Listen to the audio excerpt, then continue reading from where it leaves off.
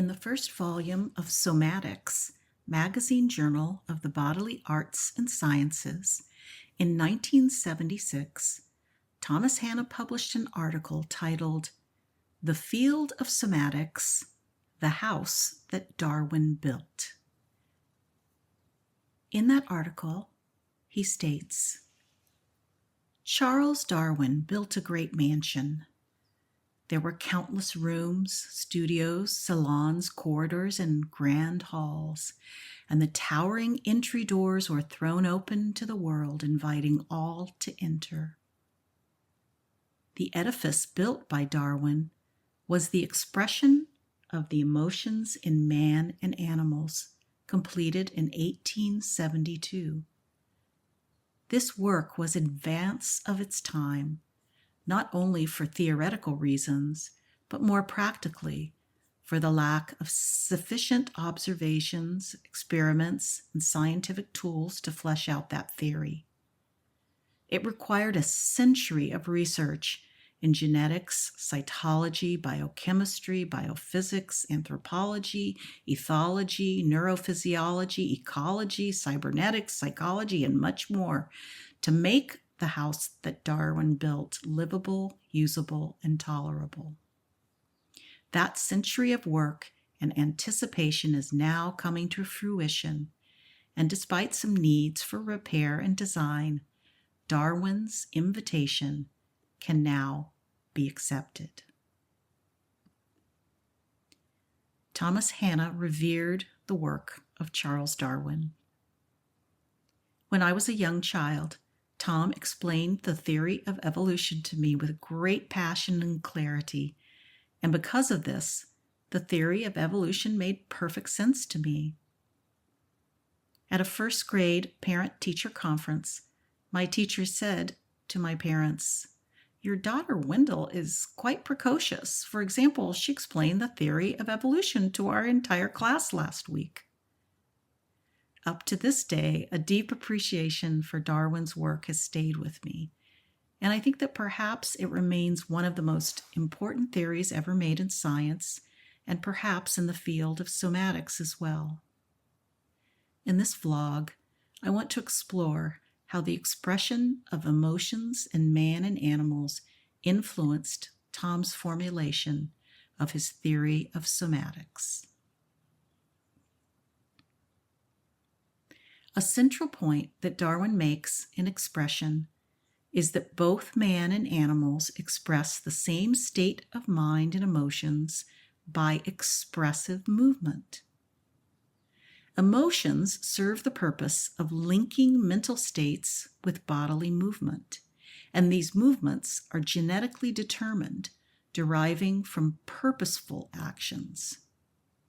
For example, in both humans and animals, surprise and fear result in the widening of eyes and arousing of the dermis, whether feathers or hair.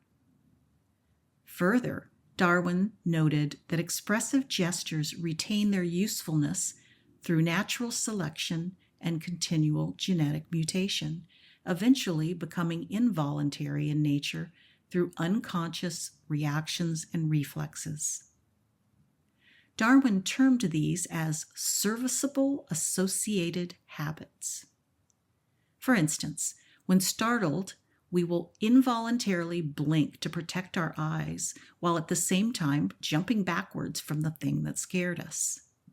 These are serviceable habits because they serve a useful purpose of protecting us from the source of danger. Some habits, over time, however, no longer serve a purpose, but are genetically retained anyway, such as when a dog tries to burrow into the rug before it settles down to sleep. This behavior developed before dogs were domesticated and has become an inherited trait, even though it no longer serves a purpose for the modern pet. Similarly, for the modern human, some inherited traits and reflexes no longer serve us in the ways they were initially intended. We rarely come face to face with imminent danger, such as a grizzly bear staring at us, Yet our involuntary reflexes react to lesser stressful situations in similar ways. This can cause involuntary fixed motor patterns to remain stuck and not return to more normal, relaxed states. Thomas Hanna observed that certain involuntary fixed motor patterns no longer serve us and can cause chronic skeletal muscular issues, resulting in what he labeled as the green light and the red light postures. Reflexes, which were once serviceable habits in ancient times, have become a liability for the relatively safe 21st century human, as they have become habitually fixed motor patterns. There are some habits we can voluntarily control, but there are also ones we simply cannot. Organs like the heart cannot be consciously controlled at will. Darwin explains how expressions, both voluntary and involuntary, work together but cannot be controlled in the same way. Darwin said, "A man, when moderately angry or even when enraged, may command the movements of his body, but he cannot prevent his heart from beating rapidly." In expression, Darwin also discusses the principle of antithesis in both animals and man. This is the opposite states of mind inducing directly opposing movements, and he points to the existence of some expressions that can only be accounted for by antithesis.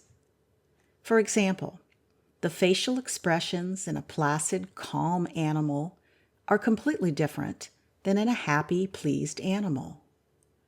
This can be seen today when a dog being taken for a walk expresses extreme happiness, trotting along happily with its mouth open and a wagging tail. But when the walk is over, the same dog sulks on the floor with sad eyes and a lowered head. Darwin also uses the principle of antithesis to explain why the posture of a slumping body is expressing the opposite emotion as the posture of a standing up straight and puffing out chest body. In expressions, Darwin states that the antithesis is complete in every detail, not only in the movements of the features, but also in the position of the limbs and the attitude of the whole body. Antithetical behaviors and expressions have no logical origin other than developing specifically to contrast to other expressions of emotions.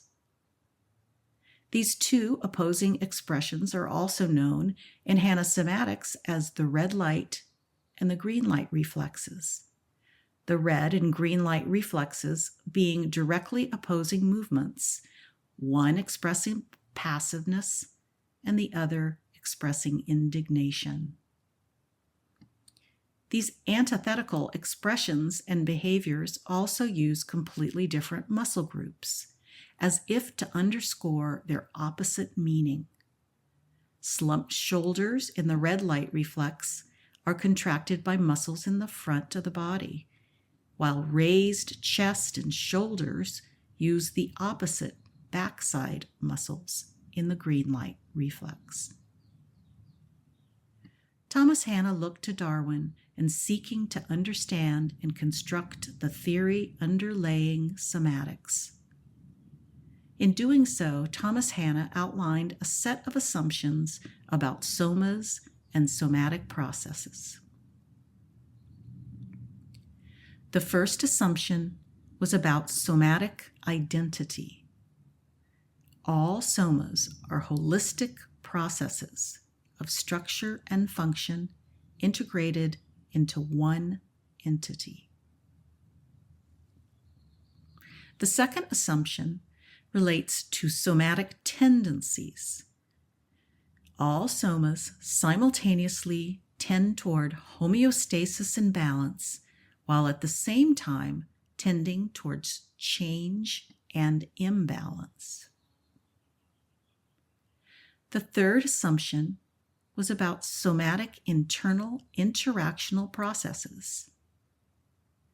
All somatic processes take place in rhythmic, cyclical patterns of alternating internal movement. The fourth assumption was about the soma's relation to its environment. All somas tend toward autonomy and independence, away from the outside environment, yet remain dependent on the environment at the same time. An example of this is the soma's function and structures of opening and closing its apertures as a way of interchange with the environment. The fifth assumption is that of intentionality.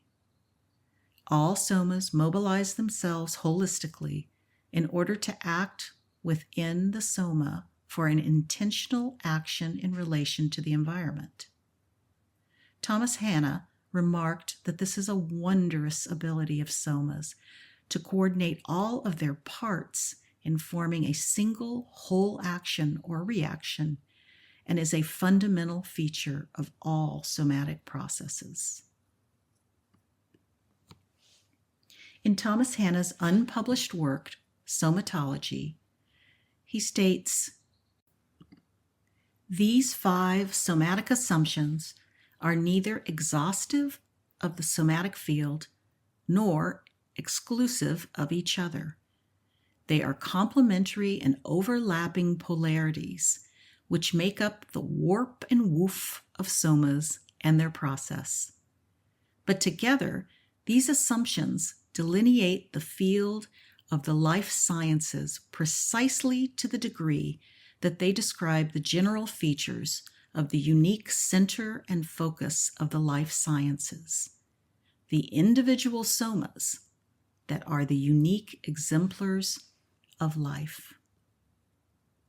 Thomas Hanna goes on to say, "The bodily structures which allow an animal to reach out and seize an object are immensely varied, but the function of reaching out and seizing is the same somatic function.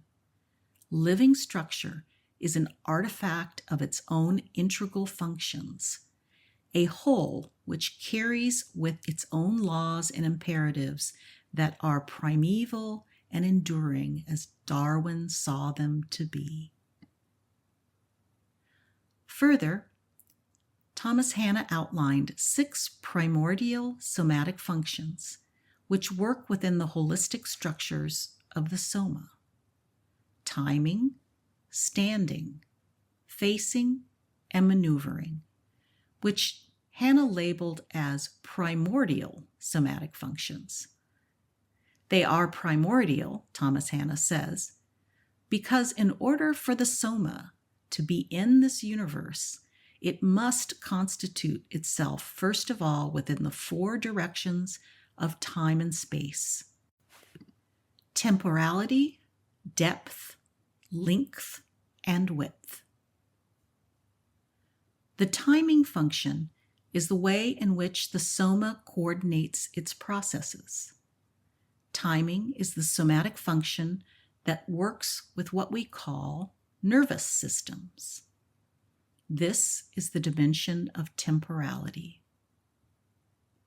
The standing function is the active way in which the soma individuates itself against the field of universal gravitation. In standing, the soma distinguishes itself from all that is not itself. This is the dimension of depth. The facing function is the active way in which the soma moves across the field of universal gravitation toward its intention.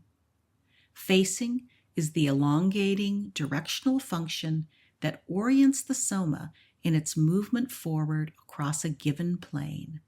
This is the dimension of length. The maneuvering function is the active way in which the soma handles what its appetite intends. In maneuvering, the soma seizes and possesses that which its appetite desires.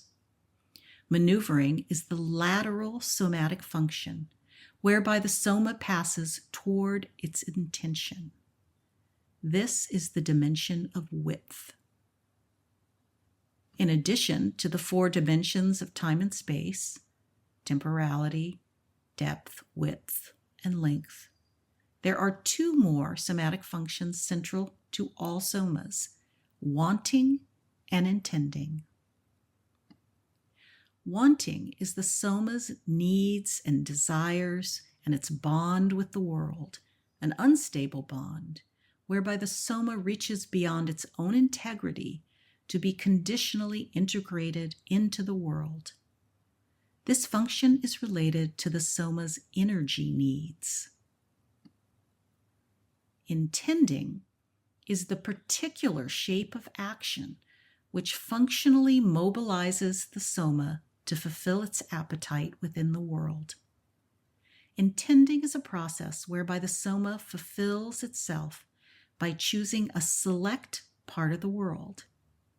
Intending is a specific somatic strategy for a specific interchange with the world. It is a mobilizing and a guiding function which selects and differentiates what in the world can fulfill the soma's wanting.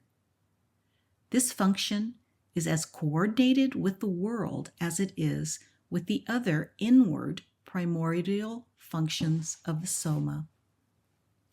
While timing is a coordinating function, intending is the specific mobilization of the soma for a temporal process that begins and ends.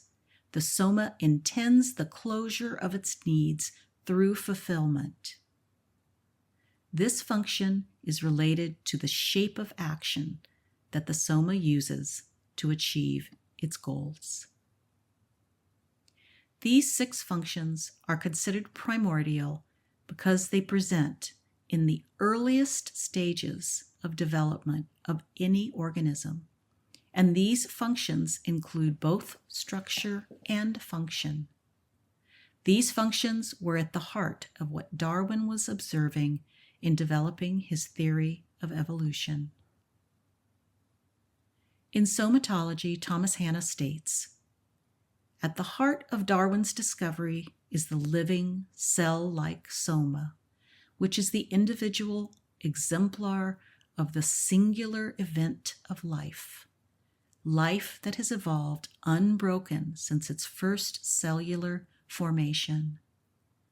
Living structure is an artifact of its own integral functions, a whole which carries with it its own laws and imperatives that are as primeval and enduring as Darwin saw them to be."